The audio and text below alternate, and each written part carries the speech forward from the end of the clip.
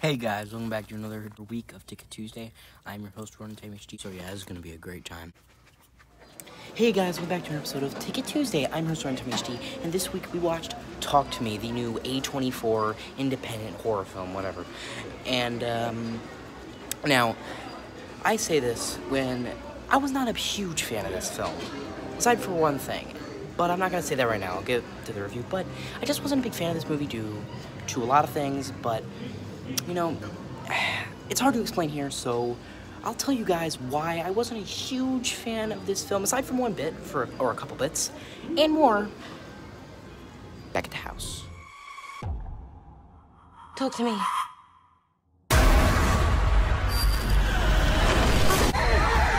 I let you in.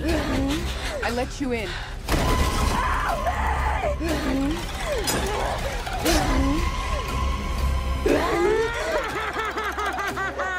Oh my God.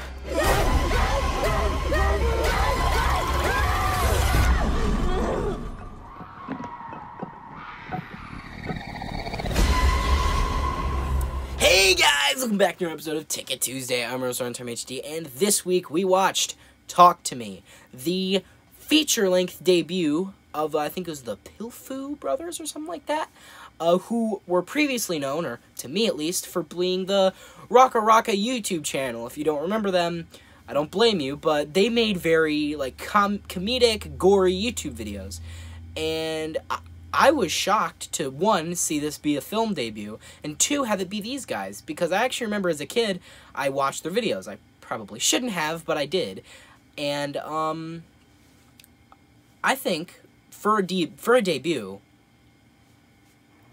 it was a good debut. This is a like psychological thriller, ghost story, possession kind of movie.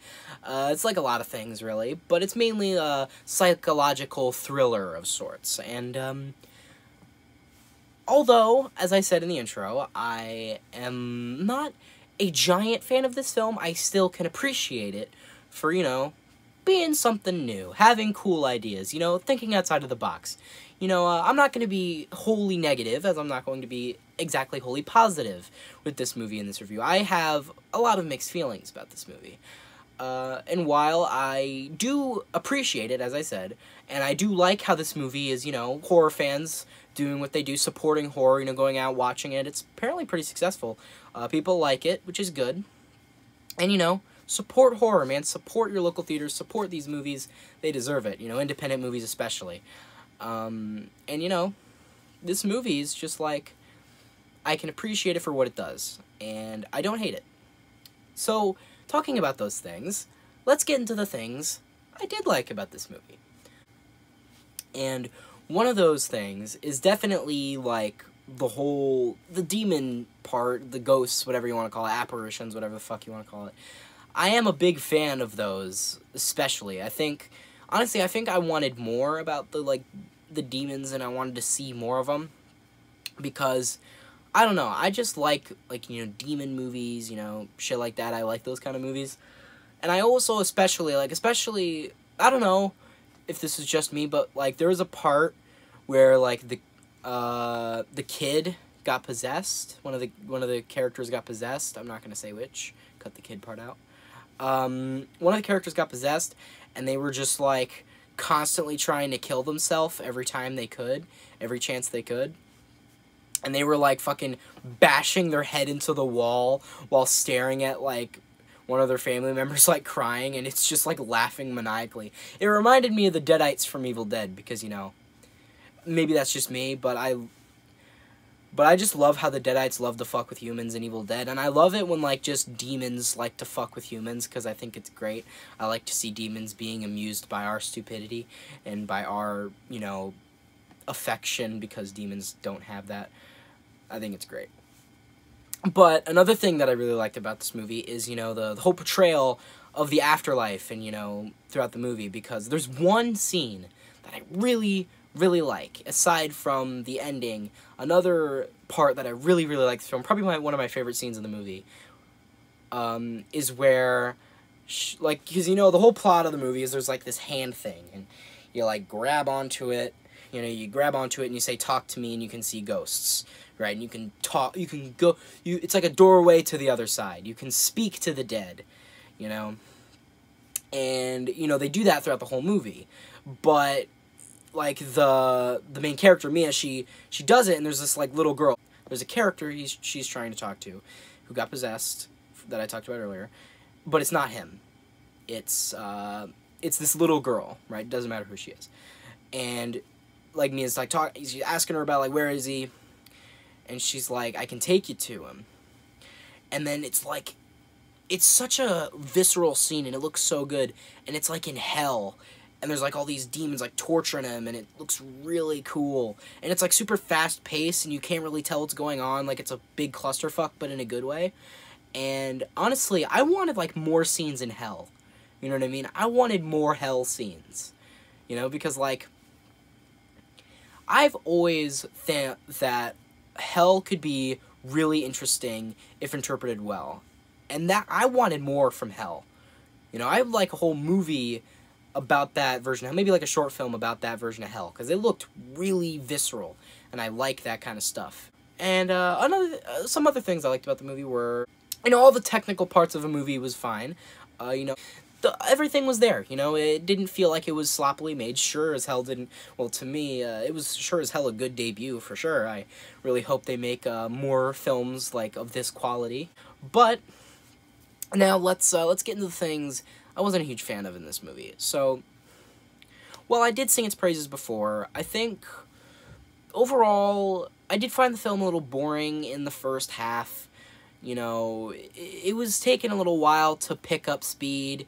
You know, the second half sort of fixed that, but still there were some parts in the second half that I just felt kind of went on a little too long. I did find some characters annoying. I didn't really like any characters in the movie. And overall, I just think there were some unintentionally funny scenes in the movie, you know, that I think were kind of, didn't try to portray the tone, like, wasn't successful for me, at least, to portray the tone that it was trying. It was, like, trying to be suspenseful, or trying to be shocking, or scary. I just ended up laughing, because it was just kind of funny to me. But maybe that's just me, and I'm just a psychopath. Actually, most of the things I really didn't like about this movie were, like, nitpicky things, or things you could, like, pick apart.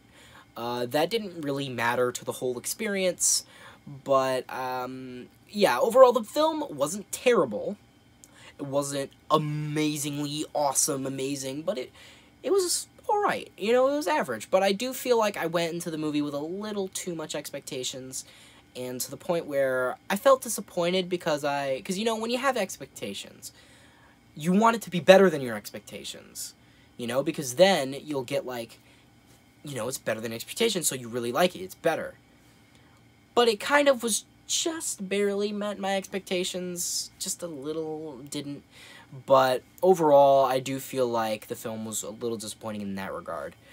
So basically, the gist of this film, it's this group of friends, and they're not trying, but there's like this hand thing that I described earlier. It's like a portal to the dead, kind of, or like a way to speak to the dead from the other side. And it's causing a lot of turmoil in the friend group. It almost kills one of them. The main one, like, she's seeing a lot of things. Like, she's seeing her dead mother. Her, like, mother is talking to her, and, like, even when she doesn't have the hand, like, because you have to see the dead, you have to hold on to the hand, but she's seeing the dead without holding on to the hand. So, you know, she's going a little crazy, you know, and then eventually she kind of loses it a little near the end of the movie. And actually, as I mentioned earlier, the kid who got possessed, Riley, he was possessed by this demon, and the mother is trying to convince the main character to kill him, to, like, free him from the torture of the demons, so that the mother can take care of him from the other side. That's how she described it. Don't know how true that is, but it's left up to interpretation. And by the end of the film, it looks like she's gonna do it. Like, she's, like, carrying him through the sidewalk in a fucking wheelchair. He's got, like, super banged up head. He's, like, been slamming his head into shit. And it looks like she's gonna, like, throw the wheelchair into traffic and kill him. But then, like, there's a scene. Actually, I do think this scene was handled pretty well. So, like, she lets go of the wheelchair, and you're in the perspective of the backseat of a car, and then you see, like, glass break, like, the glass crack on the side, and the car, like, swerves out of control. But it doesn't show you who they hit, right? It's, like, kind of off-screen. So, like, for a couple seconds, you're like, did she do it? Like, what happened? And then it shows that instead of throwing Riley into the car, she threw herself into the car and killed herself, right? Well, you don't know that she killed herself yet. And then she gets up and she starts walking, and then she's in a hospital, and then her dad, who she killed earlier in the movie on accident because she thought it was like a ghost version of him. It's the whole thing. And he's like walking down the hall through now this is the now I get to talk about my favorite part of the movie, the best part of the movie in my opinion. The dad is walking down a hallway, like the hallways are changing, it's like really weird and trippy, and then he gets in an elevator. She's like screaming like, Dad, don't leave me, no.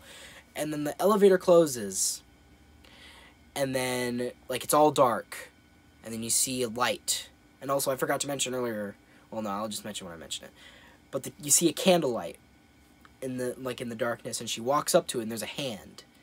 She grabs the hand, and she's now one of the spirits that the people who have the hands are talking to. It's such a fucking cool ending. Like, in the theater, I was going, yes, cool ending, I like this ending, right? Like, I thought the ending was so fucking cool, and I really wished, I mean, I didn't hate the movie, as I said before, it was pretty solid, but I just wish, like, the whole movie had, like, to me, had the standards of that ending. It was so good, it was so well handled, and it, like, left up a lot up to interpretation in the ending. Like, there wasn't much dialogue at the end, you know? It was just, like, the girl pleading for her dad to not leave her, and he got in an elevator and it closed. But I think what that means is the dad, he got in an elevator to heaven, right? I think this is how I interpret it. He went to an elevator heaven, but since the girl, she killed him, she is stuck in hell. And that's why she's able to communicate with the people with the hand, right? But maybe it's not. Like, it's a really cool ending, and it's my favorite part of the movie. I fucking love it. I love the ending, because it's like, I like a full circle moment, or maybe not a full circle, but I like a cool ending when I see one, and I know I see a cool ending. It was so cool, and when I saw that candle, I'm like, oh, this is gonna be a cool ending. Please, the ending I like. Please be the good ending. Well, not good ending, but like a good ending, writing-wise, or like, you know, story-wise. It was a really good ending. Oh, man. Fucking, anyway, before I ramble on for like an hour about that ending, yeah, that's the story, and while I do think the story isn't bad, I do think that there are a couple nitpicks here and there, like I said, but overall, the story was fairly well written. You know, it was fairly well written, and, you know, as the movie started, I fucking hated it, right? As the movie was going, I was like, I fucking hate this movie. This movie's terrible. I hate it. Then in the middle, I'm like, okay, this movie's decent. It's not that great. Then, approaching the end, I was like, okay, this movie's average. And now I'm kind of thinking, it's alright. You know, it's not amazing. It's not God tier, but I think it alright. You know, it alright. So I think I'd rate this film a 6.5. It's alright. And, now, would I recommend it? I mean, if you're a horror fan, if you're a fan of, like, you know, ghost movies, psychological thrillers, I would recommend it. You know, I think, just because I wasn't a huge fan of it, doesn't mean you won't be, you know? Make your own opinions. But, yeah, I would recommend this for horror fans, psychological thriller fans, you know, ghost fans, I guess. And, yeah, would recommend it. And, yeah, I think I've said what I need to say. I think I've said my piece. So, guys, I hope you like this video. Hope you share it, friends. Subscribe, those notifications on. Comment down below how much you liked it. But you guys know how that goes. I didn't really mean to say that. What I really meant to say was if you guys hated this video, unsubscribe, dislike, chat me in the comments. Runtime HD, signing off. talk to me. And...